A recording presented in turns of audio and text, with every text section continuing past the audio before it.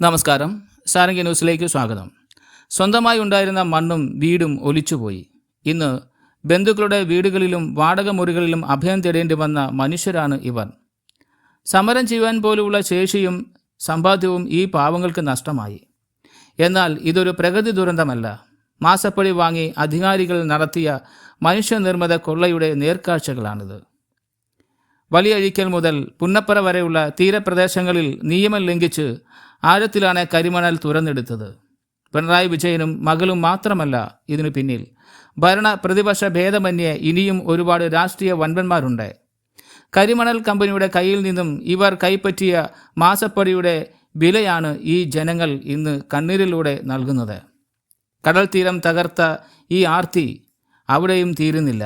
തോട്ടപ്പുള്ളിയിൽ നടത്തിയ ആഴത്തിലുള്ള റെഡ്ജിങ്ങിലൂടെ കുട്ടനാടിൻ്റെ ഭാവി തന്നെ ഇല്ലാതാക്കുകയാണ്.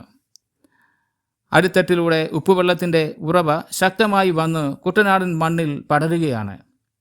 കേരളത്തിൻ്റെ നെല്ലറയായ കുട്ടനാടിനെ ഭാവിയിൽ വെറും ഒരു ഉപ്പുപാടശേഖരമാക്കി മാറ്റുവാനുള്ള എല്ലാ പദ്ധതിയും ഇവർ തയ്യാറാക്കി വെച്ചിരിക്കുകയാണ്. ഈ വൻ ചതി ചോദ്യം ചെയ്ത നാട്ടുകാരെ കമ്മ്യൂണിസ്റ്റ് പാർട്ടി പ്രവർത്തകരും പോലീസും ചേർന്ന് വീടുകളിൽ കയറി ഭീഷണിപ്പെടുത്തി. സമരത്തിനിറങ്ങിയാൽ കള്ളക്കേസിൽ കുടുക്കി അകത്തിടുമെന്നും ഭയപ്പെടുത്തി. വൻതുക പിഴയടപ്പിച്ചു. ജനങ്ങളുടെ വായടപ്പിക്കുവാൻ ഇവർക്ക് ആരാണ് അധികാരം നൽകിയത്? ജനങ്ങൾക്ക് ഇന്ന് സമരം ചെയ്യുവാൻ ശേഷിയില്ലായിരിക്കാം. പക്ഷേ അവരുടെ കണ്ണുനീരിനും ഈ ദൃശ്യങ്ങൾക്കും വലിയ ശക്തിയുണ്ട്. മാസപ്പടി വാങ്ങി നാടും നാളത്തെ തലമുറയുടെ ഭാവിയും വിറ്റുതുടച്ച ആ വൻപന്മാരെ നിയമത്തിൻ്റെ മുന്നിൽ കൊണ്ടുവരുന്നത് വരെ ഈ ശബ്ദം ഉയർന്നുകൊണ്ടേയിരിക്കും. സാരംഗി ന്യൂസിനു വേണ്ടി ജയകുമാർ.